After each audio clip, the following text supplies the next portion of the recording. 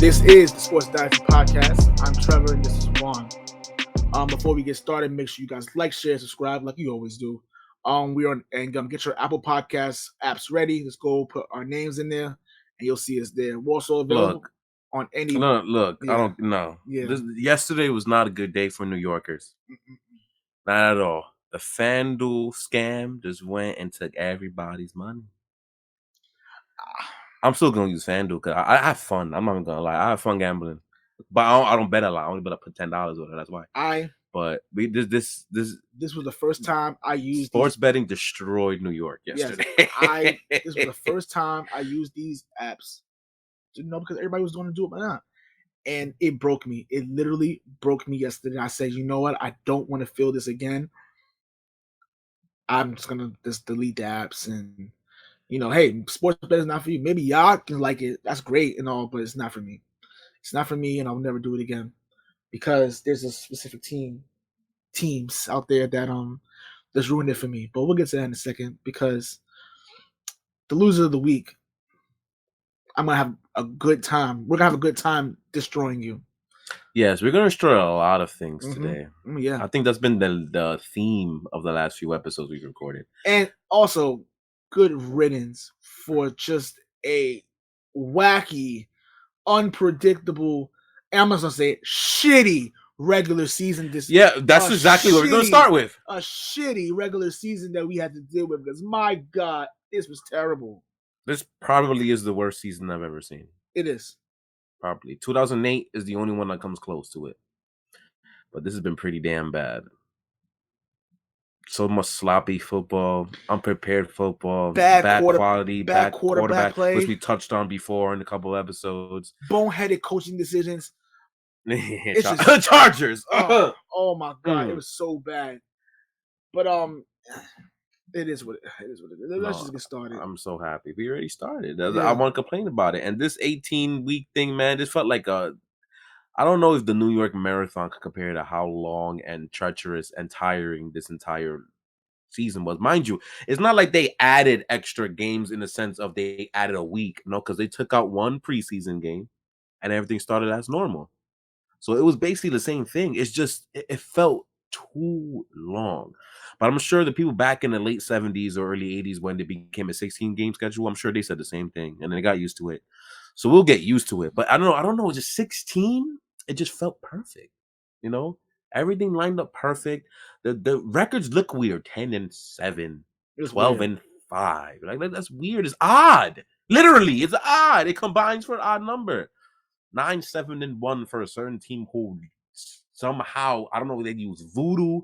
I don't know if they just prayed to God, sold their soul to the devil. I don't know what they did, but that certain 9-7-1 team is straight up going to play next week. Wow. All because of one team that we're going to make fun of soon. Yes, we are. But this season has been a grind, and it wasn't a pleasant one. I really hope that 2022 gives us much better quality of football. I'm hoping I actually have a good feeling about the playoffs. I think this weekend is going to be pretty fun, personally. So I think the playoffs are actually going to be a good thing. It's going to be fun. It's going to be awesome. But this regular season, Jesus Christ, I'm so glad. It's over. It's the first time I've ever said in my life watching football, I cannot wait for the season to be over. It is not just because of that team on his head right now, because we're going to get to them too. This whole quality, man, it's just been bad. Like Giants play and Bears play, or for example, say the very least, and Panthers play and Falcons play, and Baker Mayfield play, and what I'm saying, like just seeing such a big quantity of garbage all in one season. Like I don't remember season when we've seen so much bad everything in one season all at once. That's a lot of stench all at once. This is really bad, unfortunately. It's really terrible. Really, really garbage. My God, I'm so glad it's over. Hopefully we get to see some quality football this year. I think this is the most I've ever missed games. I think out of all my years of watching this sport, I think it's the most I've took games off. Like I ain't watching this crap. I said that a lot this year. I usually, because years past, I will start them and then I'll get bored or I'll be like, yeah, this is bad, and I'll stop watching. a lot of games, especially on NBC this year, I'd even do that. So I am not wasting my damn time. At least NBC got a great finish to their regular season, even though great finish ended with idiocy. But NBC for the most straight for it. NBC, honestly, from a broadcasting standpoint, and the games they've had this season, this was a bad year for them. This was a very bad year, except for the Tampa Bay New England game, which they hyped up like crazy. And I don't think they ever hyped up games like that before. And that was early October. Early October. But it was them went downhill from there. NBC had a really bad year this year. And I know the games they picked, they thought that, okay, fine, we have a pretty decent lineup, which they did. But a lot of them did not deliver. Yeah, they did if it was in 2020 football season, but it's not the 2020 football season. This is the part that they don't understand. They did not. There are no teams, especially this year too. There are no teams that are the same from the season prior. Just saying. So I don't think they should be picking matchups based on last year's games. They should not be doing that. Last year's teams. I personally, because they're not the same. That's why you got so many duds, because most of the teams suck compared to what they did the year before. Monday Night Football, as far as the games they've gotten, as far as the playing how it turned out. Carolina has some good games. I'm gonna give them credit. That's some good games. A couple of good games, even though the commentary is dreadful. And I wouldn't know. I watched Peyton Manning. No, their commentary is the drizzling shit. Steve Levy is horrible. Steve Levy's horrible, but they find a way to be better than Booger and Joe Tessitore, and they were horrible. They were horrible, but they found ways to be a little bit better, but they're still bad. But even they had pretty decent games. I watched Peyton Manning, so yeah. Peyton Manning should be the full thing. No more Steve Levy. Steve Levy's garbage. But anyway. Yeah. But let's talk about that for a little bit too. The Peyton Manning club. Are they doing playoff games? Do you know? I don't believe so. I don't think so either. Okay, because so they only have one game this year. Oh, you're right. That's a stupid question. You're right. My bad. ESPN only has one game. Well, another thing too. Why do we have a Monday wild card game? Why? It's so dumb. It's so out of place. Why? ESPN. We gotta watch them one more time. ESPN already had guaranteed one playoff game, right? They gave a wild card game. Put it on Saturday and call it a day. Why must we have to put it on a Monday? For what? For what? That really is inconvenient, especially for people in the East Coast. It's very inconvenient. It's very inconvenient, dude. Saying, playoff time. All right, playoff time. Fine. I don't have to worry about staying up till 11 o'clock, 12 o'clock in midnight on a Monday. On a Monday on the East Coast. That's very. I hope this is a one-time thing, and they don't do this again, because this is ridiculous. You think about it. You put two West Coast teams on Monday night. So screw the East Coast, right? So screw us, right? Screw us.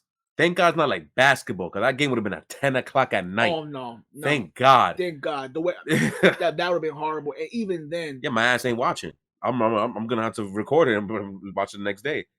Which is never the same. I never rewatch sports games. Like, it's rare, unless I got to do it for tape, for the show. Yeah. That's the only way I do it, because I hate rewatching games. You can't do it for basketball. They usually, for the NBA Finals, they have the West Coast teams that are playing at 8 o'clock Eastern Time. They play at 9, which is an hour later, which is still terrible. I mean, you're still pushing it. Yeah, especially for a Golden State fan who has to watch 5 finals in a row at 9 o'clock at night at home. Game being done at like 12:30, 1 o'clock, and I don't even get to watch like anything else after that, because it's 1 o'clock in the morning. Sports loves the West Coast. They do, even though most sports networks or sports companies are based where? Here in New York. A lot of them actually. Yeah, they all are. Oh, all of them? The NFL is based on Fifth Avenue. Oh, that's true. The NBA, damn league itself. The Major League Baseball is based downtown as well, in Manhattan as well. I believe the NBA is here in New York as well. It's Secaucus. Secaucus, New Jersey. That's still here in the East Coast. Still East Coast. And hockey, who gives a shit about? That's in Toronto, but who gives a shit about that, honestly? Yeah, that's somewhere entirely different. Yeah. Even that's still the same time zone, but still. Whatever. Well, maybe not. Who cares? Who cares? The point is, the NFL trying to tweak things out, and I don't like it. I watched it because I love the sport, but I don't know. I didn't like it. Yeah, and they conned us because it's going to be a decent game. So it's like... Yeah, the Cardinals and the Rams. Wasn't that game on a Monday night too? It was. That's crazy. It was. That was a good game too. That's the game when Cardinals choked, right? Had like the worst 2-minute drill I've ever seen. Yeah, that was when the Rams won. Yeah. Okay. But yeah, I just want to talk about the regular season. We'll probably break it down a lot more tomorrow in our live show. Yeah, did you remember that? Because you're very quiet. I remember. Yes, I remember. I'm just was gonna get through the show and have a good time. But yes, I do remember about the live show. Yes, we have a live show coming up, and this will be your time to talk about your grievances or the regular season. I'm sure there's a lot. It's a lot. Some of you guys have coaches that got fired, coaches that were rightfully so fired, and some coaches that were head scratches. A lot of head scratching decisions here. But we'll talk about that when we see you guys. We know you guys will be on there. We know. We're also going to talk about it right now. Yes. That'll be the next topic. But yeah, live show tomorrow. I don't know what time. I'll figure it out. 6, 7, something like that. Around there. So, Black Monday. Even though one coach experienced a Black Saturday because how bad it was, they couldn't wait till Monday to say, get his ass out of here. It's really hard to not put our gambling woes into this show. It's hard. You know what? Because I want to, but I'm not going to. I want to so badly, but yes, it would be fair to you guys. Big Fangio was fired on Saturday night, literally right on Sunday morning. It was Sunday morning. Sunday morning after his decision to kick the field goal instead of going for a touchdown to when your offense was actually rolling the entire game. And yeah, so that was pretty dumb. So yeah, they lost his job. They went 7-10. He probably could have saved his job with the win here. Probably could have saved his job with a win, or at least get another year. I do believe that, had they made the playoffs, he would have been okay. But no, he did not make the playoffs. They started the season 3-0, even though they've beat nobody in the first 3 games. I believe that was the team that played 0-9 combined teams. Correct. Yes, they did. The Giants, Jets, and Houston, I believe. I have no idea. No, it was Jacksonville. Yeah, Jacksonville, yes. So yeah, so he got fired. I'm okay with it. I'm okay with it. It was bound to happen. The real person needs to get fired and go away is John Elway, but that'll never happen. So because he literally owns Denver. Yes. So yeah, he got fired. Because he apparently can't find a damn quarterback. Which all he can do, he'll find a coordinator job somewhere in the league. He'll be fine. But yeah, the head coach. Fangio definitely, yeah. The head coach, you tried it, didn't work out for you. Yeah, it's all good. Because you weren't taken care of. They didn't give you a damn quarterback, like I said. No, I didn't. Did it? Well, that's one coach. The other coach we're gonna head up to Minnesota, and Mike Zimmer and the GM was finally let go and release of their duties. For Zimmer, I'm not surprised it happened. It kind of had to happen.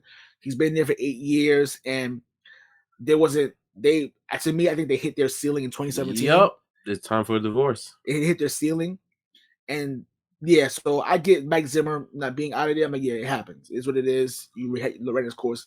For the GM's concerned, I can't remember his name. It doesn't matter. The GM, obviously, I feel like he got fired because you brought in Kirk Cousins here. You signed Kirk Cousins to a massive deal, and has 2 massive deals. Yes, you did. And twice. And you see how that's working out for you, right?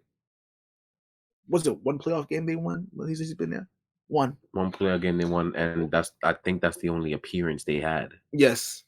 So the fact that you spent him all this money, he's probably one of them was an $80 million deal. I think that was completely guaranteed. Yeah. I think. Yes. Oh yeah, the first one, yes, it was completely guaranteed, which was $84 million guaranteed, which was the most money guaranteed at the time.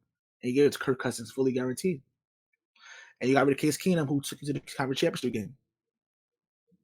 I mean, Kirk Cousins is better. I mean, he's better. He's good, but it's not just a promising. It's not good enough. If you're gonna leave Case Keenum, you leave Case Keenum for a quarterback who's gonna do the job, not get a quarterback who couldn't do the job Case Keenum did. True, but yeah, it's pretty much like you kind of had to fire the GM and say, all right, fine, you have to go. So I get that. That's whatever.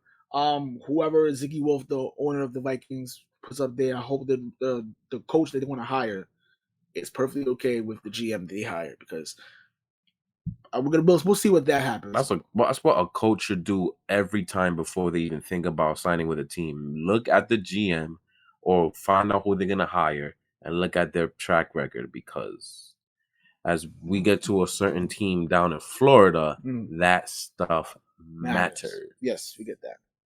In the same actually division. both Florida teams.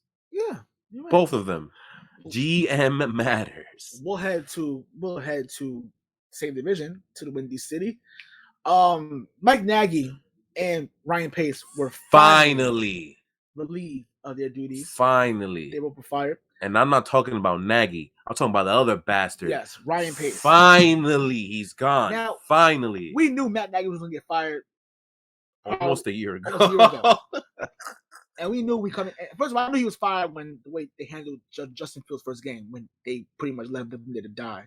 I'm being he's dead man walking. He knows he's gonna get fired. He just gonna finish out the year, or whatever. Because the Bears usually don't fire the coaches in the middle of the season. They usually don't. GM, Ryan Pace. Oh no, Ryan Pace. This was a long time coming for you. Because there were situations where they were going to extend him, and I was saying that there's no way you can fire Nagy and keep him. There's no way. There's no way that's possible you can be able to do that. The fans will lose their mind, which we'll get to them in a second. We'll get to sports fans in a second, because I don't think that they use their power like they should. But we'll get to that in a second, later on. Yeah, you kind of had to. It was guaranteed. Now you have Justin Fields a chance to see what you got for him. Because to me, with him there, with them, those two guys, those two dumb idiots there, he was down to fail. Bound to fail, and I felt really terrible. Speaking of bound to fail, we're gonna head down to Florida, in Jacksonville. Now, Jacksonville obviously fired Urban Meyer a few weeks ago because they had to.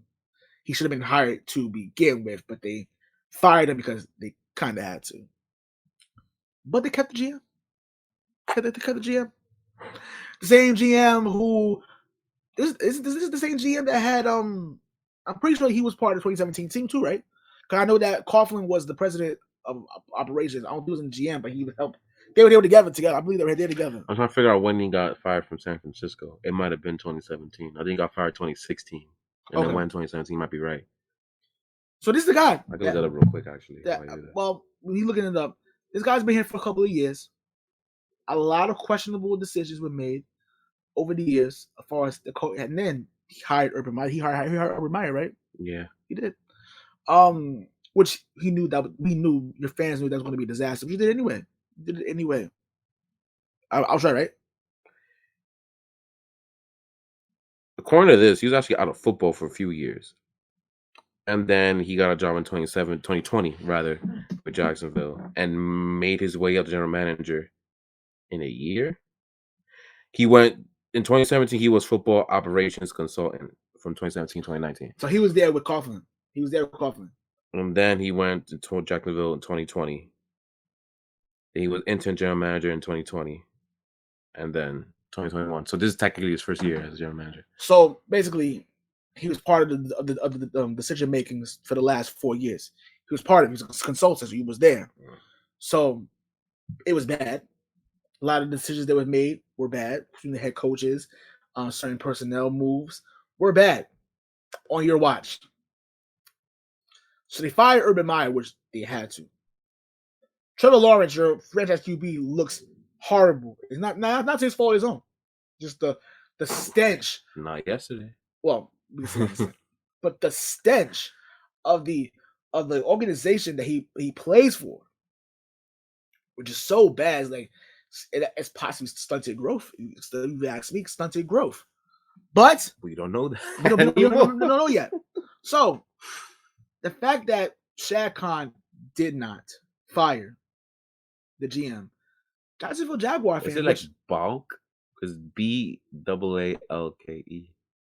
Who cares? Yeah. Okay. Touche. Yeah. I mean, Jacksonville Jaguar fans don't give a shit if his name was Balky or whatever. They don't care. They want him out of there. His name, according to them, is Crossy the Clown. Yeah. So they went a lot of Jaguar fans. I don't know how to explain that. A lot of Jaguar fans went to the game, the final game of the season, and wore clown costumes and protest to Shad Khan that you're a clown and you have a clown in the organization, which is ridiculous because you've always had a clown show in your organization for the last the last 10 years, maybe longer. But but who's counting? So crazy thing about that thing is, it didn't matter because I want to know, you guys. I want to ask a question. Maybe you can ask me this question. We should have did this team last. It would have been a great segue. Damn it. Fuck, my bad. Yeah. It is what it is though. But I want to know. I want to ask you, how does it look that, hey, we all went to the stadium dressing clowns, and not only win a game there, you dominate a game against a division rival, beat the hell out of them, and you're trying to figure out what's going to happen next. Who's the coach going to be? The next coach for the Jaguars. Do you want that GM to be your boss? There was a coach, I don't know who it was specifically, that literally denied an interview with Jacksonville. He rejected them. That's sad. For our organization, and not the coaching candidate, the organization to get rejected by the coaching candidate is hilarious. That really much shows the entire story of that disgusting exclusive organization. Let's move on. Let's go to the other Florida team, the most controversial one. Now, our good friend Captain D may be probably happy this is happening, but another Dolphin friend of ours, another Dolphin fan of ours, Curtis, I know he's seething from Ace per head. Yeah, Ace per head. I know he is seething because hopefully he will be at the AFC Shakedown show this Friday or Saturday. I don't know. We have to change it because 2 AFC East teams will be playing on Saturday night, so we don't have to at the time we usually record it. So one of those 2 days that will be on. But if he shows up, he's gonna take at least an hour on his own to absolutely obliterating the Miami Dolphins. Because they fired Brian Flores this morning. He can come back. We need a defensive coordinator anyway. So you're probably wondering, why would they fire Brian Flores? We're wondering the same thing. Brian Flores, came into the league 3 years. Came into the league as far as a head coach. He was in the league already, but came as a head coach in 2019. 2019. They were one of the worst teams in the league the first half of the season. They managed to win 5 of the last 6 games to finish 5-11, including with one of the worst rosters you will ever imagine. Yeah, including knocking the New England Patriots out of the number 1 seed, because why not? Why not? They did that with Fitzpatrick. Yeah, why not? The next year they win 10 games. They missed the playoffs because they got beat the hell out by Buffalo's backups, whatever. But they won 10 games. Yeah, that happened. They won 10 games. So you saw the improvement there. Yeah, granted, we didn't. No one liked that how he handled the thing with Tua, and I think that's why he got fired, because Tua wasn't really feeling him there, because the back and forth, there wasn't really it wasn't really. That is probably the reason why. Yeah, that's more likely he got fired. And he was beefing with Tua and beefing with the general manager. The guy they're trying to replace, by the way, but whatever. Yeah, but I think we handled that. This year they started 1-7. You're thinking, wow, they really dropped the ball, but then they end up winning 8 of the last 9 games, including sweeping the New England Patriots for the first time in 22 years. They swept the New England Patriots, and they won 9 games, barely missed the playoffs, and hey, you'll be built for next year. But then this morning they said, yeah, you beat the Patriots, swept the Patriots, won 9 games, over 500. I believe his record against New England is 4-2, right? Yes. I think it's 4-2. Yes. He fired that. He fired him. But you kept the GM. Now you talk about, we want to build a culture here. You got rid of the culture here. Mm-hmm. You got rid of it. For what we read a lot of it. They caught the team off guard. A lot of the roster was very, very upset that this happened, because hey, you fired their coach. Why would you fire a coach that's winning? That's improving. They're stepping in the right direction. There was a direction. They had a culture there. They played for him, and you can tell they respected him. And you fired him for what? Ego. For Tua, because Tua was beefing with him. Again, you're trying to replace. They're trying to replace. With the guy who's probably going to jail, but hey, that's still trying to replace him. And when they replace him, he will be in that trade. I'm just saying, so he won't be the Miami Dolphins quarterback when Deshaun Watson inevitably gets into the team. And then it told me something else too about Miami. It's a beautiful city, beautiful women, just beautiful atmosphere. Of course, you said that part. Of course, to be beautiful atmosphere, right? But they're ran by idiots, and this is why. In just that organization, Yes. Miami Heat are beautiful. Pat Riley is wonderful. Well, yeah. Talking about That low key might be the only good organization in Miami. Though. It is, because the Marlins are a shit show. Yeah, and the Miami Hurricanes has been bad for a long ass time now. Yeah, they're really bad too. Yeah, but yeah, it sucks. This is why bad franchises will never succeed. They can't get out of their own way. No matter how hard you try, bad franchises will find a way to screw themselves. And all the 5 teams that we mentioned who have coaching vacancies are ultimately poorly ran franchises. The Broncos, you can call them a story franchise all you want. They were a story franchise.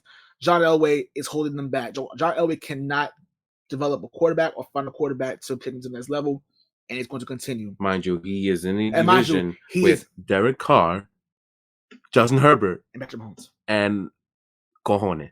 Yes. That's who's in his division. The fact that John that might be the best quarterback division in the freaking league. Actually, the fact that John Elway himself is a top 10 all-time quarterback in the history of the sport, and you cannot find talent. Let's tell you something. Mind you, his archetype is perfect for this day and age of football too. It is 100%, and you can't find that. Yeah. Well.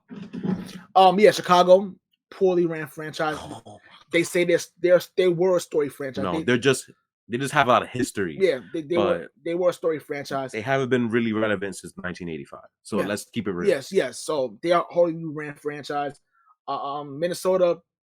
To me, it's even worse with them because they're not as bad as the ones we just said, but they always find a way to stay mediocre forever.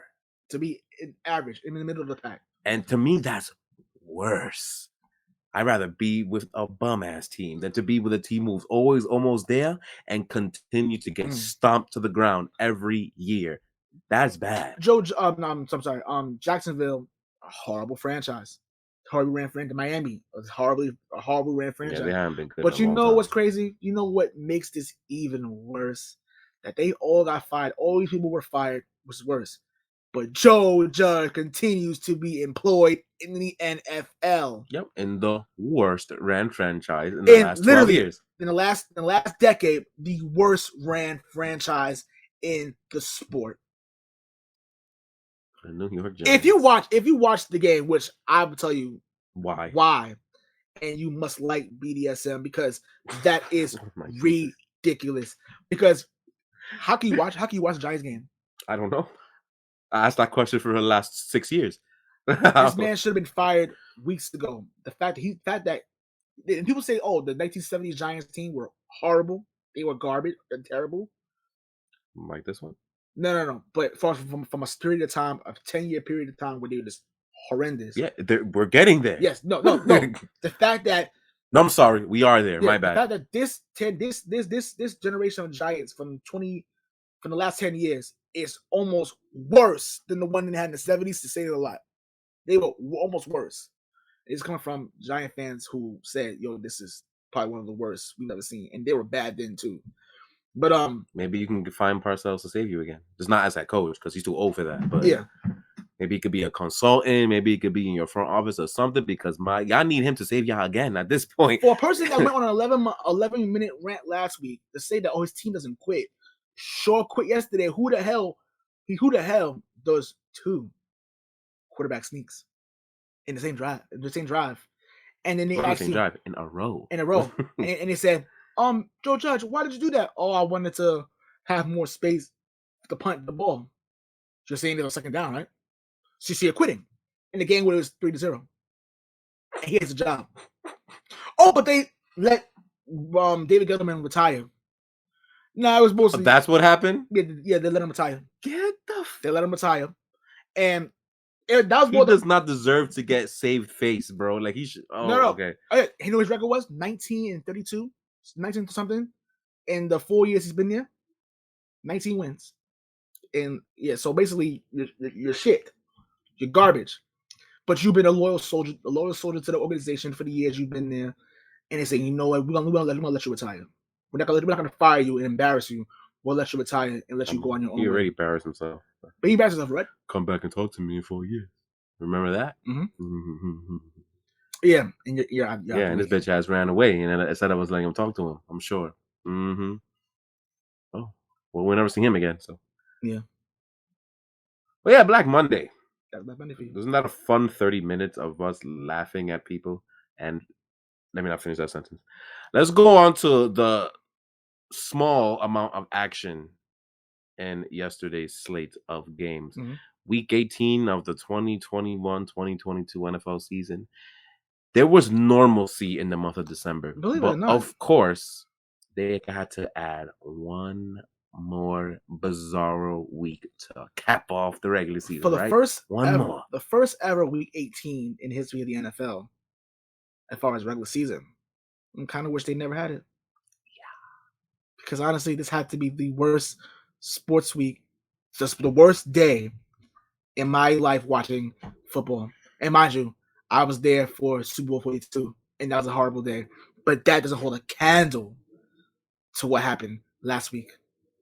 And I know I'm yesterday. It happened yesterday. Yes, it happened on Sunday. Could not hold a candle to that. It was terrible.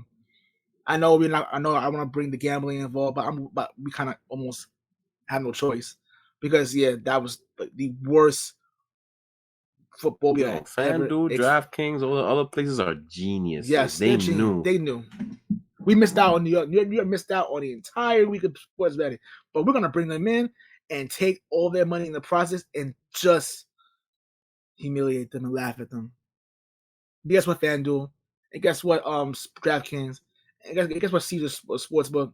You broke me. You broke me.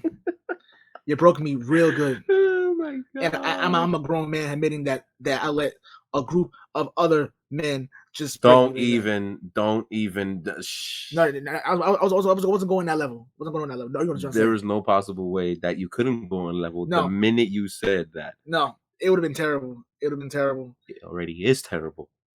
You know what, FanDuel? You should be ashamed of yourselves. Just that. We knew what you were doing. I know it's a business thing, but terrible. Let's move on. Yeah. Okay, so we're gonna talk about, I think, 4 games. Mm-hmm. Yeah, 4 games. We could talk about how bad the Chiefs' run D is, but whatever. Like, they played Denver. Running back Drew Lock apparently wants to be running all over the Chiefs' defense to put up 24 points. Yeah, luckily the Chiefs play against a disgusting team next week, so they don't got to worry about getting bumped in the first round. So that's the only thing I mentioned. Even though I said they'll go one and done, well, obviously now they won't be able to because there's no way they can. Because they're going to beat the hell out of this team that I'm playing next week. Yes. They're going to beat the hell out of them. Yes, so, we'll get to that real quick. Yeah. Yeah, Dallas put up 50 against Philly's backups. Beautiful. The Giants are the worst team in football. Mm-hmm. Beautiful. Who cares about the Bears and Vikings? Like, there is literally no point of analyzing any of these games. No point. Why? They're not playing next week. Who cares? We're only gonna talk about the teams who are gonna play next week. The Lions they were actually beating the Packers starters, so that might be a little alarming to people, but I'll let it go. Whatever. But they wind up having to come back because I think they wound up losing to Jordan Love, who still sucks. He was still bad in this game. They beat them in a comeback win. Congratulations. You are locked as a number 2 pick. Whatever. Which they are allowed number 2 pick, regardless of the fact. So yeah. Yeah. They didn't know that they were screwed regardless. Whatever. Bengals lose all their backups, lose to Case Keenum, the quarterback who should have been quarterback for the Browns in the last 2 months. Mm-hmm. But that just cost Baker his job. Whatever. I'm skipping this game. This game is very significant. Titans barely beat the Texans. They were up 21-0, and they almost took that entirely away and won 28-25. Wow, the good old AFC South. We'll get to the AFC South. Yeah, exactly. Speaking of team who's going to get beaten by the Chiefs next week, the Steelers in overtime kick field goal to beat the Ravens, the Ole Hospital Ravens, 16-13. And I believe this is one of the better Ben Roethlisberger games this year, I think.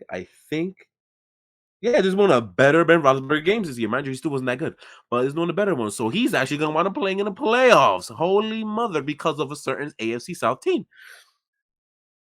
Saints unfortunately beat the hell out of the Falcons for no reason because one of the best games of the year actually happened in week 18. The week was bad, but they had one of the best games of the year because that San Francisco and Rams game was wonderful.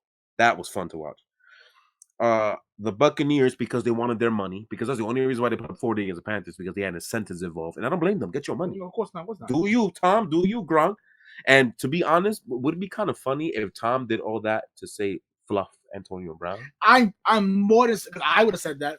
I'm like, oh, you want to leave me? I know, probably want to talk shit about me in a podcast that I didn't even hear about until that thing. Okay, cool, no problem. I'm gonna give my boy his money here, Gronk. His 8 receptions for 100 yards and get your money, brother. Somebody gonna get their money because of me. That's $1 million. Your bum ass isn't, but my boy Gronk, who I won all these damn Super Bowls with, he gonna get his money. I'm guessing that's what Tom was doing. That's the only reason I could think of why he put a 40 against the Panthers, because there's no reason to. Right. Mind you, they were actually losing in the first quarter, but whatever. Yeah, I'm gonna guess that's why he did it, and that's hilarious to me. Tom Brady's petty as hell. He low key is petty as hell. He has I don't call it the fakest smiles, the fakest happy demeanor, because that dude on the field is a damn jerk. We know from experience. Let's see what else. Seahawks and Cardinals. I admittedly did not pay attention to this game because the Rams game was that good that I just wasn't watching this game. So I don't really know what happened. All I know is that the Seahawks won this game for no reason, and the Cardinals will be going to the Rams for round 3. Well, at least they gave Russell Wilson a win in his final game as a Seahawk, because he's not coming back. Yeah, Seattle, why don't you have a coaching vacancy yet? What the hell's going on? Oh yeah, that's another thing we didn't mention either. Yeah, it's 6:00 p.m. Eastern time in Monday, and Pete Carroll is not in the unemployment line. Why?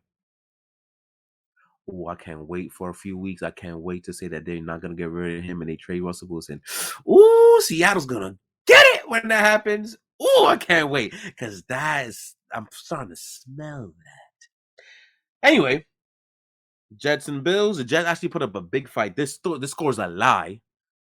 By the way, I'm just saying this 27-10 is not how the game went. The Jets were in it the whole game, but the Bills ultimately clinched the AFC East with the win against the Jets. The Jets tried, but they're bad. So they're bad, but at least you see a direction with one of the New York teams, at least one. Yeah. So is that all? I think that's all the useless games. Now let's get into it. So what you want? You want to do Sunday night? You want to do? No, what? We're starting with them. The guys in your hat. We're gonna start with them actually. So let me end that. So that certain team in Boston sports, y'all. I guess you only got the Red Sox, huh? Because the Red Sox and the Bruins. The Bruins are pretty decent right now. Oh yeah, but that's hockey. And even then, no, actually they care about hockey. Actually, they like hockey. Not Boston care about hockey. Yeah. They love hockey.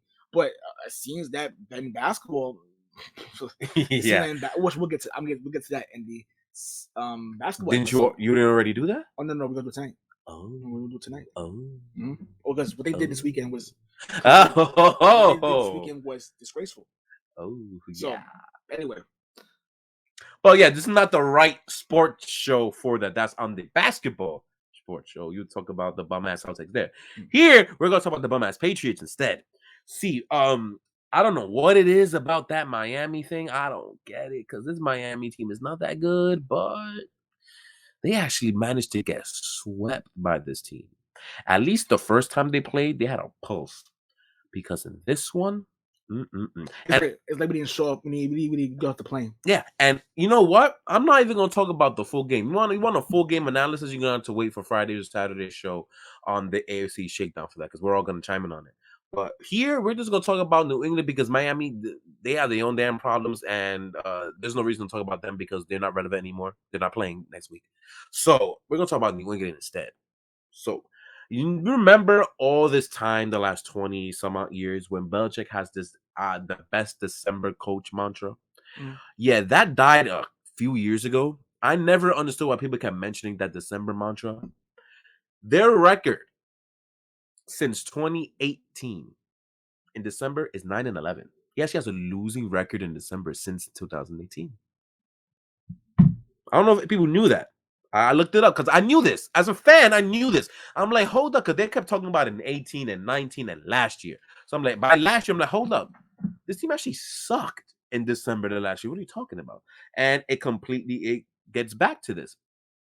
They went 3-2 in 2018, then 2019, 2-3, 2020, 2-3, and 2021, 2-3, including January's game yesterday, because it's technically yesterday was not December.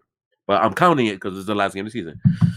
9-11. If you don't want to count yesterday's game, then yeah. Then whatever. It's still a losing record. That's what 9-10. Wow, difference. Still under 500. But yes, he has a losing record in December since 2018. How many of those against Miami? 3? About 3, yeah. I think 3. Mm-hmm. I'm thinking. Yeah, it's 3. They didn't lose to them in 2018, right? In 2018, we played Miami, and 2019 we played Miami in Miami, the second game of the season. No, in 2018 that was. In 2019 that was Foxborough. No, yeah, that was the Foxborough loss. That's Florida's first win. Yeah. I'm saying the last 3 years we lost to Miami in December. The last 3 years, I'm starting seeing it happen in 2018. I don't remember. I don't think so. No. But anyway, I'm just saying. So Miami's responsible of 3 of those 11 losses in December. Wow. So that mantra's gone. But we're not talking about the past anymore. I just want to get rid of. I want to make sure that mantra is dead. That dispatcher does this thing when it counts in December. No, it's been garbage. What I want to talk about is this year and this year specifically, because if you guys haven't noticed, this team kind of hasn't been that good as of late. I don't know if you've noticed that. Wow, since that Buffalo win in early December, this team went 1-3. 1-3 after the bye week. The Indy loss, the Buffalo loss in round 2. Not Miami. The only game they won was against the number 1 overall pick in the Jacksonville Jaguars, a late 50. A catfish game. Because I'm sure people thought, they put up 50, they good. No. So I'm gonna do something funny in the AFC shakedown, but I'm gonna save my frustrations for that show. I'm a little bit more biased than that show because we're allowed to be. But here, what I'm gonna say is that this team, in my eyes, in my brain, they're not lasting past next week. This team is bad, not good. They are the team that beats the hell out of bad teams that are less than them. But when it comes to competition that is at least at their level and higher, they continuously fold. Tampa, New Orleans at the time when they had a quarterback, Dallas, Indianapolis, Buffalo.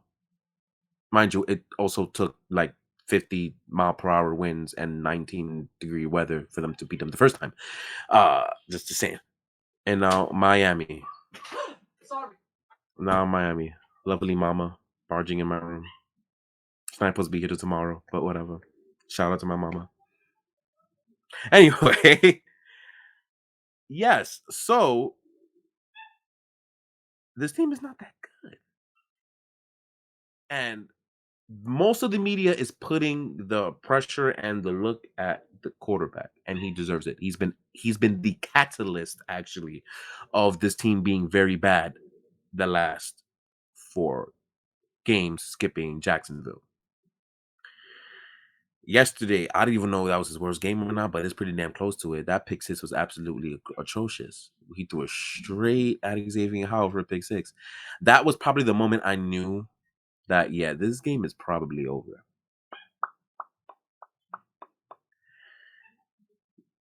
Mind you, he had dropped snap for a fumble loss. They couldn't get in the end zone at all. And they moved the ball. They couldn't get in the end zone. But I want to shout out another side of the ball that people are probably not going to talk about. Is going to give a benefit of the doubt, and that's the defense. The defense has been almost as bad the last 4 games as Mac Jones has. Also got ran on something serious yesterday. Ran on by the Miami Dolphins. I cannot believe I saw a team who got dominated by Miami's trenches. Miami's trenches. And they have one of the worst offensive lines in football. Got dominated. Matthew Judon has literally been missing for the past month. Where the hell has he been in the last month? I don't know where he has been. The defensive line continuously get unopportune penalties, whether it's on defense or special teams, Lawrence Guy. You know, that beautiful penalty on a damn punt to give them a first down. This has to be the most, I'm pretty sure this is the most undisciplined Patriot team I've seen, at least since 2009, at least. But this Patriot team be getting penalties up the wazoo in the worst possible times. And they be stupid ones too, that you will never think you ever see the last few years. But this one is real bad. Yeah, this team is not good, man. They're going in the trajectory that I thought they were going to go. 11-6, the wild card spot, and depending on who they match up with, one and done. They are matched up against the Buffalo Bills, who beat the hell out of them the last time they played, and they should have won by more. This time is at Buffalo, so Patriots. The only way to me the Patriots have a chance of winning is if it's damn near the way it was the first time they went to Buffalo this year. Oh, and it's going to be. So that's the only way it's going to be. They have a chance. But something tells me that's not going to matter. I am completely done with this team, to be 100% honest. I'm completely finished with this team. There are a lot of problems that the Patriots fans completely forgot about that was really made present this month.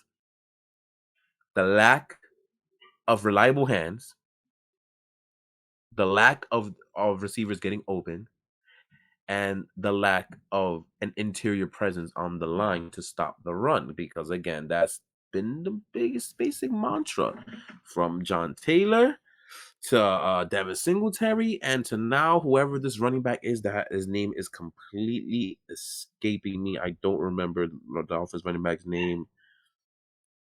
Oh, Philip Lindsay was doing his thing, and D Johnson better not be who the Johnson that I'm thinking of. Completely ran over this defense, and not to mention Tua. Did you know that Tua is 3-0 against the Patriots? Yes, Tua has literally never lost against the Patriots. Like, that's incredible. Tua. It's incredible team. Tua, who doesn't even have 150 yards of total offense under his name. To make things worse, me personally, it's not another year. Listen, us winning the AFC East was probably unlikely coming into the week, which we knew that. But at least get a win, end the season on a high note. Hey, we will play who we play. We were going to play. But you didn't even do that. We felt like we didn't get off the plane. We were that bad. And this is not the first time. This is literally the fourth time. This is that bad. The last 5 games that this happened. We down 17-0. Chances are not coming back. We got 20-0 against Indianapolis a couple of weeks ago, and almost pulled it away. But then just couldn't stop Jonathan Taylor. Stop the run. I've said this for years that if you can run the ball in the New England Patriots, you could beat them. They can be beat. They will. You have a good chance. You mean will be beat? Not can. Will be beat. Again, this ain't Patriots 5 years ago. This is a different Patriot team. They don't got that certain person in Florida anymore. So yeah, they will be beat. We run on them. This game didn't have Hightower or Kyle Duggar. 2 actually very pivotal pieces on defense that actually helped with the run game. I don't think it would matter, but yeah. So I'm gonna put more attention on the quarterback now because unfortunately he is becoming what I thought he was going to be, hence why I flipped out when he was drafted. He's just a wonderful game manager. That's exactly what I called him when he got drafted, and that, as of right now, is what his title is until next year when he proves otherwise. Next year is actually, to me, a huge year for Mr. Mac Jones next year. Unless he pull out some catfish, he just takes off his mask and turns to Superman, this playoff run, which I highly doubt. Yeah, next year is a huge year for Mac Jones to prove that he's more than just a guy who can throw the ball 5 yards. As of right now, he is what I thought he is, which is why I didn't want him drafted in this team in the first place. Because this team needs more than a game manager. It needs a guy who can make plays. And he has done them the opposite, actually. of making plays for the team when they need it. He's been messing up instead. So, with that said, and you're going to tell me, oh, he's a rookie. What the hell does that mean nowadays? As of right now, it kind of doesn't make much of a difference because the last few years, we've been seeing rookies and second-year players go off. Justin Herbert. Yeah, they gave him last night. Look at all those players. I'm just saying, man. This is supposed to be a great quarterback class from what I remember hearing back in April. I don't see it. So, yeah. This is bad. So, I don't see this team beating Buffalo at all. I'm going to say, we're not doing predictions yet, but I'm going to just tell you mine right now. They losing to Buffalo. They ain't beating Buffalo. Buffalo's going on to the next round. They're getting bumped as they should, and that's it. Now you get to choose what game. At least you got more. Talk about this bum-ass team. You said everything you had to say. Perfect. It's going to be even worse on Saturday or Friday, whenever we have the AFC shakedown. Mm-hmm. Yeah, because I'll swear a lot more. All right, now we have the other embarrassment in Florida. We have, to me, one of the best games of the year at California. Or we have the freaking, I don't know what to call that Sunday night game, but it was very interesting Sunday night game. Let's go with the Cardinal game. The Rams is 49ers. So one of the best games of the year. Let's go with that. Yeah, because this game was, my eyes were glued to this game. I'm surprised I paid attention to that Patriot beating. Yeah, so the Rams were up 17-0. Garoppolo with his 2 egregious interceptions early, dude. Like it was looking real bad to the point where I just took my glasses off because my gosh, I thought that they were gonna get routed.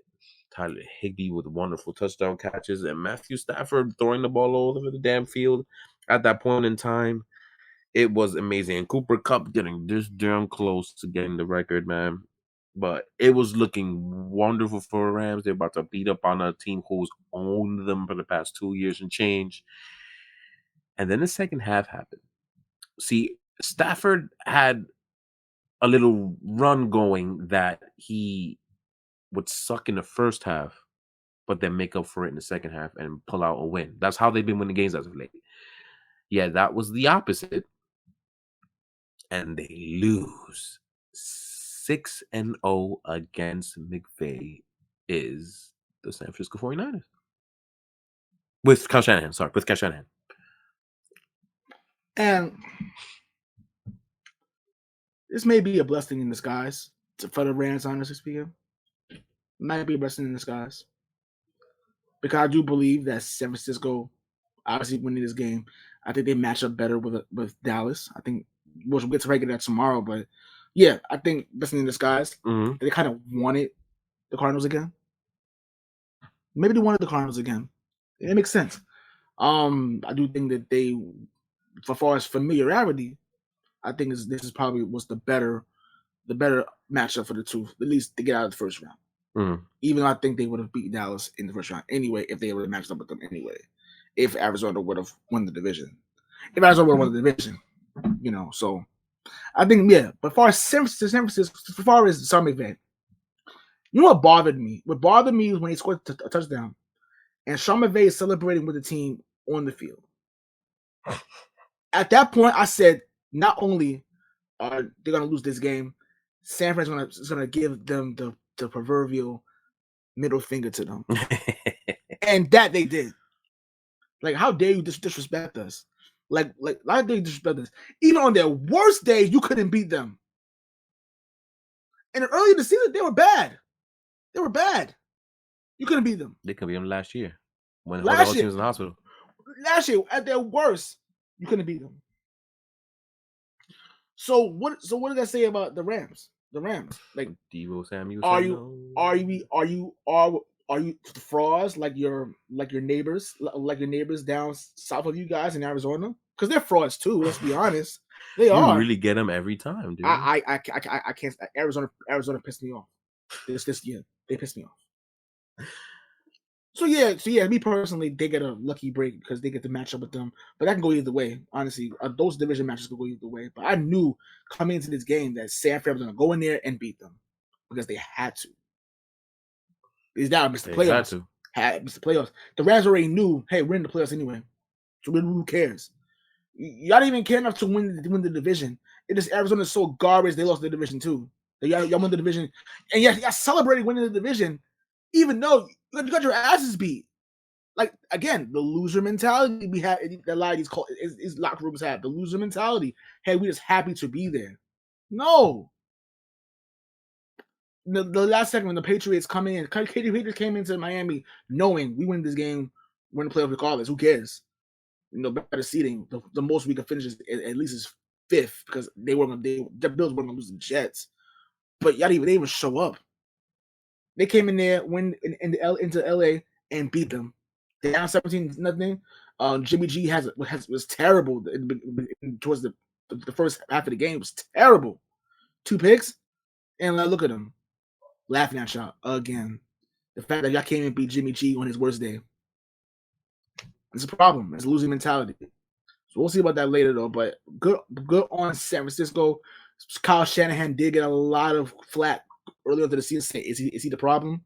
Is he a problem? I go to the playoffs. Now what? He really did. He really did recover. Thank you, Deebo Samuel. He recovered. The one-man wrecking crew, Deebo Samuel, man. And for San Fran matches up with Dallas. Now, I didn't say it when we talk about Dallas because it was a pointless game. But Dallas, you're gonna pay for what I did on Saturday for Philly. You're gonna pay for that. You're gonna pay for that. Because I'm sorry, but they were way too try hard for my liking. They were way too try hard. Y'all will put 50 on the second string, third string players. Really? That's what we doing right? That's what we doing right now? You thought that was cool? They're gonna regret that. They're gonna regret that. And I hope San Fran beats the hell out of them. But that's not even here to do.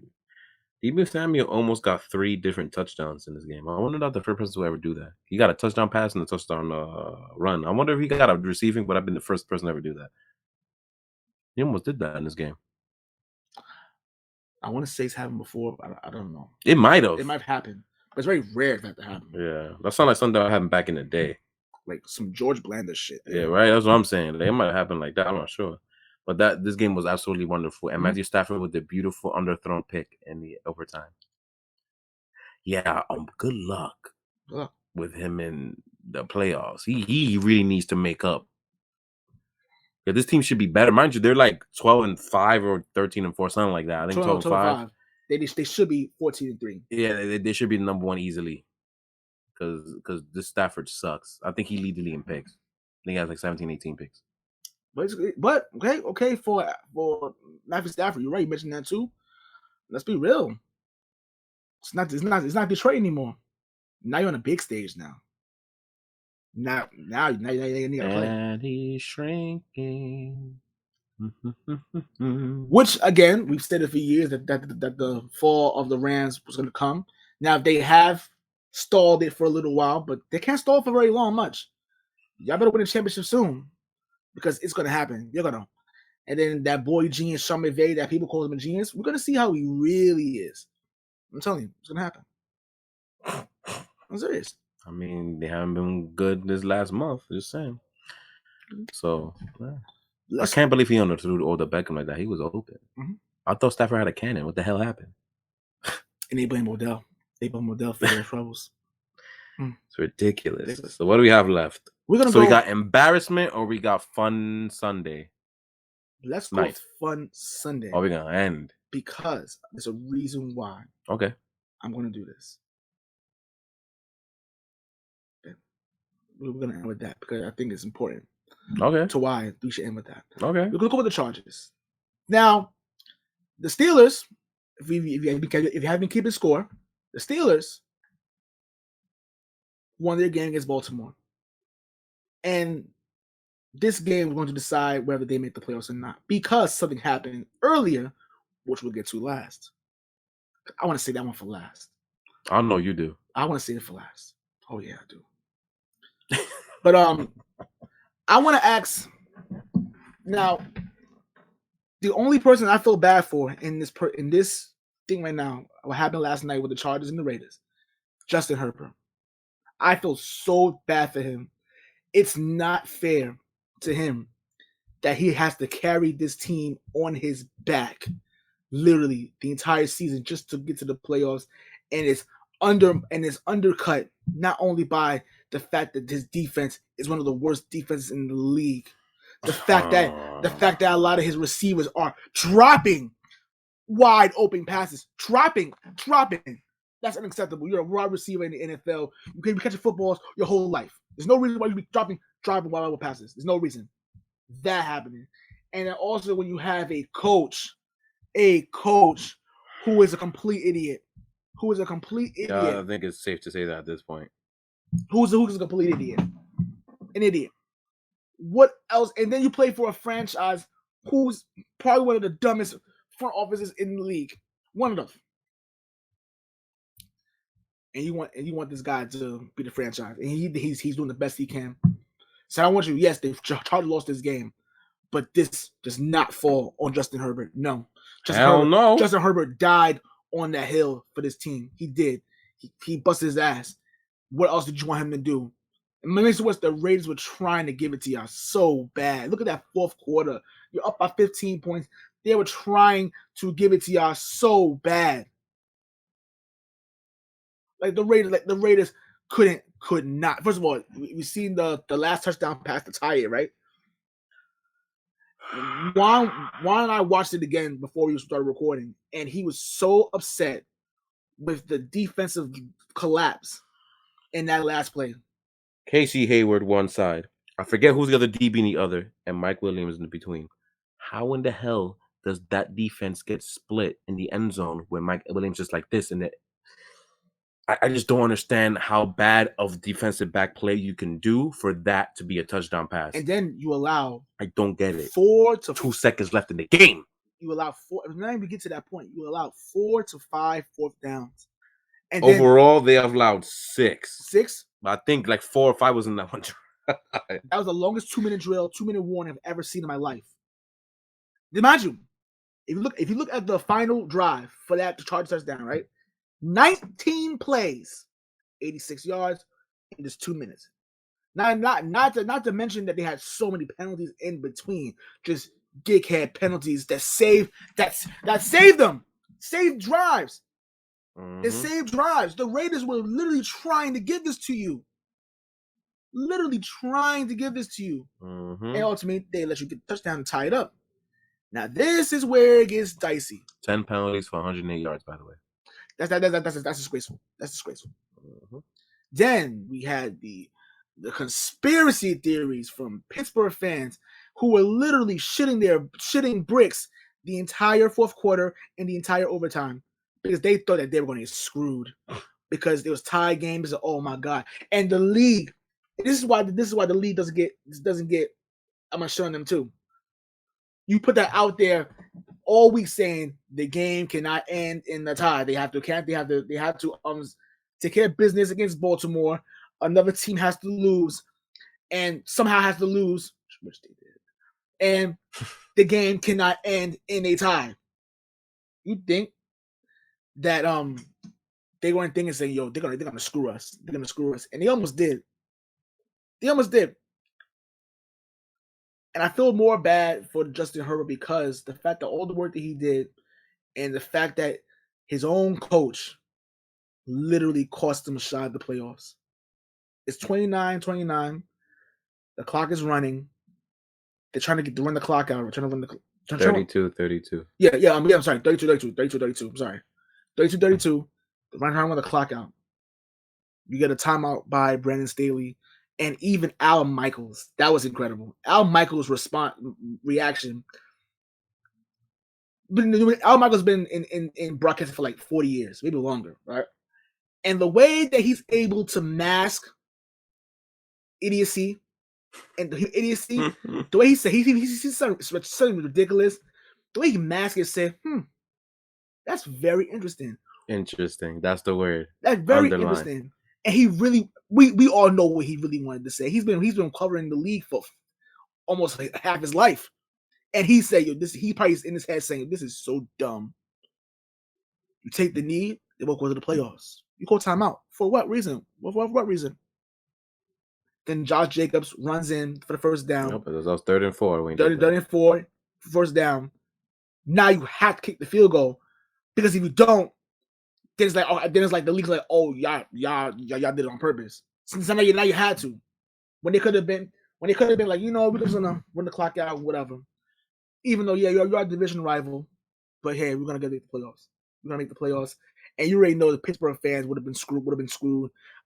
They would have been complaining about it. And honestly speaking, yeah, they could complain all they want. Mind you, that kills me because why the hell didn't you just win more games? Yeah, why are we in that situation anyway? But Browns State thought it was smart to call timeout. They obviously, Josh Jacobs ran in for the first down, and then they kicked the field goal to literally win the game. Yeah, the same guy who went for on fourth and whatever in his own 18-yard line, which was ridiculous in itself. So they missed the playoffs. Which they, honestly speaking, for a coach to coach you out of games this much this year. Mind you, had Anthony Lynn last year, the last couple of years. You had who did the exact same. Now, the only reason why he got fired last season because he coached him out of games so bad, you had to fire him. What Brendan Staley did yesterday, last night, was a fireable offense. They probably think you're overreacting. Oh, you're overreacting. No, that was a fireable offense. That was it. You don't call a timeout, the clock runs out, yeah, both make the playoffs. Yeah, Pittsburgh Steelers fans would have been complaining. And then obviously, and now let's be real, if they do tie the game, right, the league would have had to do something about the ties. Then it was like, all right, now you have to do something about it because that's ridiculous. Ties, first of all, my personal opinion, ties in American sports shouldn't be allowed. I'm sorry, this is not soccer. This is not soccer. There should be no ties in American sports. That's just my personal opinion. If you don't like it, oh well.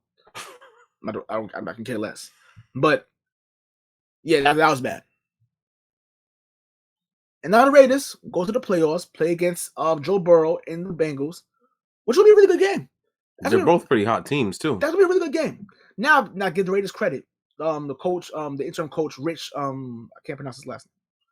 Anyway, the interim coach for the Raiders inherited a team with everything bad going on, and they still made the playoffs. They won 10 games. Rich Bisaccia. Yes, Bisaccia. Now we know he's not coming back next year. We know that. They're gonna hire somebody else. Which I think is ridiculous. The fact that he took this team to the playoffs despite everything that happened early in the year, it's a plus. We have to applaud him for that. Go to the playoffs. Hey man, who knows? They could go in Cincinnati and beat them. They could. It's possible they can go in there and beat them. Definitely with this pass rush we've been seeing as of late too. Max Crosby's been incredible. That defense played incredible, playing with a lot of urgency. They're in there. It's what it is. But the Raiders in the playoffs, the Steelers, I'm not gonna lie to you, shouldn't even be in the playoffs. To be honest, I feel that they got lucky at the right time. They shouldn't even be there, but they're in there. It is what it is. Get 50 picks by Kansas City next week. It's this season. Of course they're in the playoffs. They're an atrocity to football, but of course they're in the playoffs. Now, 2021, baby. The only reason why this was possible was because of the clown show in Jacksonville. But we didn't know that the clown show would be on the other side of the field. We knew about the clown show in Jacksonville. We didn't know that literally because there's literally clowns in the arena. How you lose to a team whose fans dress up as clowns to make fun of their own franchise? It makes them wonder who the biggest clown really was. And yes, I waited all the time for this, and I'm gonna get it now. The biggest clowns is are the Indianapolis Colts. Are the Indianapolis Colts. And not only are you the biggest clowns, literally, you are our losers of the week. And don't worry, Indianapolis, it gets worse. We're going to say that for another time, but you're going to be worse than that later. You're going to be worse than that now. Because the words I really want to call you, I can't say because we will be canceled and we'll be finished. But I'm going to let you know, Indianapolis Colts, you had one job. Win, you're in. Against the number one overall pick. They might be the team that cost New Yorkers the most money. They did. And the launch for FanDuel and all that. Which the players don't care because they rich, whatever. That's cool. That's true. But let's take the gambling part aside. You lost to the number one overall pick. You guys 2 weeks ago had the number 5 seed basically unlocked. Basically. All you had to do was win. All you had to do. I'm glad you mentioned that, sir. So which puts my point to another thing. So you beat the New England Patriots 2 weeks ago. You actually beat them pretty convincingly. You did, and then whatever. And you beat Buffalo they 2 beat weeks Buffalo. before that. You beat the Arizona Cardinals with the next week or something like that. After that, yeah. And you're at the playoffs because offensively you were horrendous. Now, yes, Jonathan Taylor did get locked up. The Colts offensive line, which was one of the best the last 2 weeks. 2 weeks have been horrible. Y'all looked so bad. And it's a shame because you have healthy one of the best offensive lines in the league, but they look bad, really bad. Jacksonville's D-line is not very good, and they were absolutely decimating and destroying you guys. No one heard of Josh Allen after he beat up Josh Allen 2 months ago. Yes. This was the first time we saw him since that game. That shows you how bad and how, whatever names you want to call them, how bad we'll go with they have been and they are. That it took 2 months for you to hear someone's name again. And that's what you got beat up by. Mm-hmm. Not beat up by. They didn't just beat up you guys up. They dominated you. They did whatever they wanted to do to you. And partially, yes, they was all bad.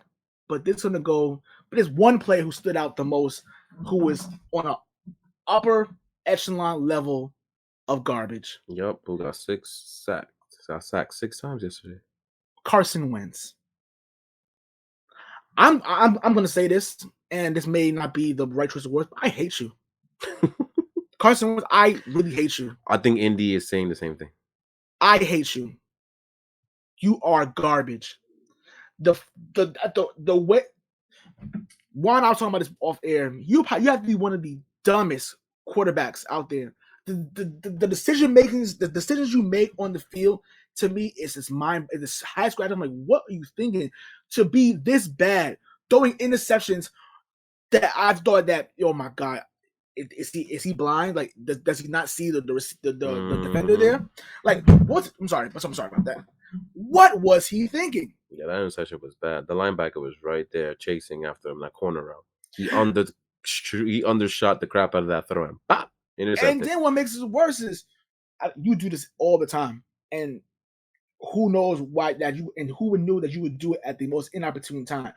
Take the goddamn sack. Why would you try to do all these shovel passes going down, and then every time you do that shit is guaranteed disaster. Guaranteed disaster. He tried to do it yesterday while he was getting sacked, and it got stripped off his hands because of that.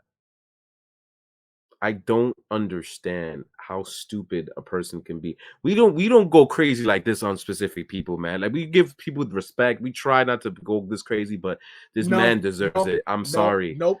I just don't understand it. I hate you. Like, Carson, I hate you. What you did to not only to yourself and your team, your fan base. I know Indianapolis can't stand you because I see on Twitter they were ripping you to shreds. And you know who's the bigger clown? Ballard, the GM. You're a bigger clown too because you traded for him. And now that the Eagles have a draft pick on your have your draft pick at your expense. You're welcome.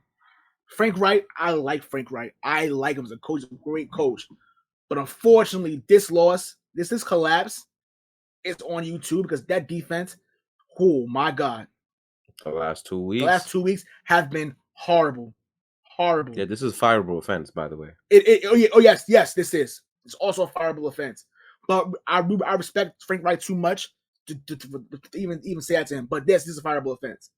But next year, coming into next year, oh yeah, you're in the hot seat. Mm-hmm. Yes, you are. And I like Frank Wright. I like him a lot. Me too. I think he's a great coach. But you're in the hot seat. This was bad. How unprepared your team was against the number 1 overall pick. Yes, Trevor Lawrence looked like exactly what Jacksonville thought they were signing up for yesterday. He was absolutely sensational. the biggest thing about that is that there was no pass rush against the Jacksonville offensive line, which is at least bottom 3 in the league on their own. The amount of time that Trevor Lawrence had in that pocket in that game is absolutely sad. And then you have who is even the running back? Some dude named Armstead. I have no idea who the hell that is. He was getting pushed and getting runs off of this too, man. Like, I just don't understand for the life of me how you guys played that horribly on the trenches. You guys got dominated on the trenches by Jacksonville, who has probably a bottom 5 defensive line and a bottom 5 offensive line, and they just got obliterated. And you guys laid one of the biggest eggs and have one of the biggest choke jobs in recent memory. This compares to probably the biggest choke job between the last 15 years in 2008, I believe, with Dallas, when they were like 8-4 to start of December and somehow went 9-7, that's what it was, and missed the playoffs. This is very similar to that. You had the wild card in your hand. Mind you, that's not the only chokes you've done this year. You choked against Tennessee. You choked against Tampa Bay also. And Baltimore. And I might be forgetting another one. This is not your only. You guys have been giving up games all year. This is supposed to be, at the very least, an 11-win team. At the very least. We had high hopes for y'all, too. We thought that Carson Wentz was going to be a quarterback, so you know what? They have a great offensive line, so he won't have to be running for his life like he did in Philly. He won't have to do all that. But how wrong were we? How wrong were we that the quarterback is still a problem for this team? This team is literally a quarterback away from being really good. Yeah. And I'm letting you know right now, he's not it. No, the hell no, he's not it. He's not. And you know, crazy thing is, y'all know it too. The fans know it too. He's garbage. 12. It's garbage. 12. You want to know why I'm saying that number? Oh, yes. Yes, I think absolutely. You guys might be cursed. Yes. By 12. Yes. Mind you, also, I actually didn't know this before the game, which I wish I knew before the game. They haven't won in Jacksonville since 2015. I actually didn't know that, but right before the game, I'm like, oh. I'm like, that can't matter. This team is too garbage. What the hell was I thinking? They literally haven't won in Jacksonville since 2015. I think that was the last time 12 was 100% healthy. I think Indy knows when I say 12. I think they know who I'm referring to. I know Mr. Andrew Luck. And you know what's crazy? I'm glad you mentioned that too, because that's karma. Yes, that's the curse. That is karma for you guys. You had a once in a generation quarterback in Andrew Luck. You literally tanked for him. And you ruined him. Yeah, the front office ruined him. And then I don't think the fans don't think I forgot, because I destroyed them when they did this. When y'all booed Andrew Luck off the field when he announced his retirement.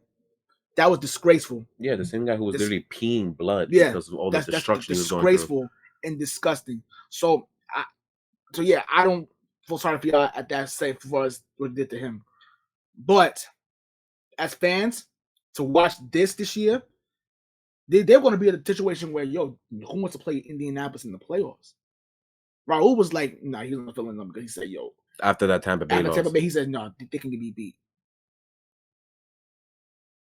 Well, he was wrong, because guess what?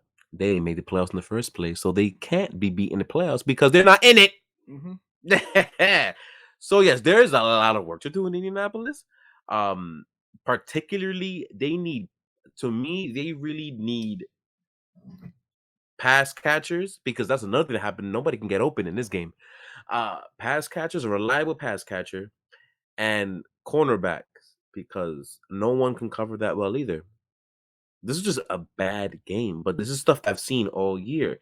They don't have a reliable pass catcher, and they don't have cornerbacks who can actually play pass defense for long enough for the defensive line to get home. Those are the two biggest things. And remember, if you guys remember in the guide, this is what the first thing we said. They didn't address corner. They didn't address wide receiver. And guess what? Bit them in the ass all year. Besides health. This. Who would have thought that the Jacksonville Jaguars fans dressing up as clowns would backfire in their favor? It did. Who would have thought? Because the real clowns were on the other side of the field. The real clown was in the Indianapolis Colts. I kid you not. Yesterday made me hate this franchise forever. I feel bad because I feel bad because it's like, oh, hey man, the Colts as a friend. No, screw that. I don't care. I'm tired of being nice. No, screw this. You're being nice. No, I hate Carson Wentz. Carson Wentz, I hate you. I hate you. I hope you become a backup for the rest of your career. Oh, that's what's gonna happen. I think you do not deserve to be a starting QB in this league. You're garbage. You're a disgrace. You're a walking disgrace, and I hate you. Indianapolis Colts, the fact that you went in there and showed your asses like that, and so to be that garbage on a regional TV, and like the Jacksonville literally, you were literally in a circus. You were literally at a circus, and you were the main attraction. So congratulations, you guys. They missed the playoffs, and good riddance. But I'm gonna let you know, Indianapolis Colts, the team as a whole, I hate you, and I'm going to root for your demise forever now. And thanks to that bum ass Carson Wentz, you can go screw yourself. Because the word I really want to say, I cannot. I was literally on the brink of tears. The Indianapolis Colts and FanDuel and Caesars literally broke me. They really did. Literally, it was so bad. And for that, Indianapolis Colts, you are the losers of the week. And we wanted to give it to the Chargers so bad. But there was no way we were going to allow you to get away with this atrocity of a performance. There was no way we were going to let you get away with it. And you know what? You should give the Cleveland Browns a late Christmas gift. Because you saved them. This is all I'm going to say about that. You saved them. You saved them from me and Juan. Well, if you want to know what the hell we're talking about, tune into our live show tomorrow. Mm-hmm. Information will be in the group. I will share it wherever the hell I can share it, but it'll be in the group. It's going to be somewhere between 6 and 7 p.m. Eastern time tomorrow, Tuesday, January 11th. Yes. We are done here. That being said, make sure you like, share, subscribe, which you always do. Go to your Apple Podcast apps and type our names, and you'll see us there. Download our content there. And if you want to see us on other platforms, we are available on any other platform for that you have podcasts on. And that being said, peace, love, and applesauce, except for the Indianapolis Colts. Screw you guys. And I wish you all the best for our fans and our people that support us. But Indianapolis Colts, I wish you none but misery the whole offseason. And Carson Wentz. I'm so done. For the podcast people, those are middle fingers being stuck up right now. Mm-hmm.